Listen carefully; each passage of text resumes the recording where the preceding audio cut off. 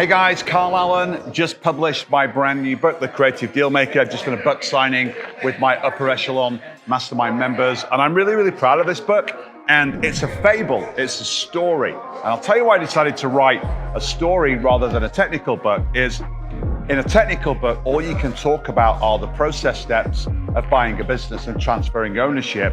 But what a novel can capture, which is why I've written it, is it captures the drama, the emotion, the intrigue, and all of those things that go in to someone's very first deal, whether they're a buyer or a seller. So in the book, you'll meet Jacqueline, who's a retiring baby boomer of a very successful Chicago-based PR company. And then you'll meet Terrence, who's a buyer who wants to come out of corporate America, leave his W-2, and buy a cash-flowing business so he doesn't have to start his business from scratch. And it tells the tale about how they met and how they negotiated and structured a deal. And I've put lots of intrigue and drama inside of the story to really capture what truly goes on when someone buys or sells a small business. So you're gonna love this book. I can't wait for you to read it. And I've already started planning my next novel. I will see you guys soon. Until then, bye for now.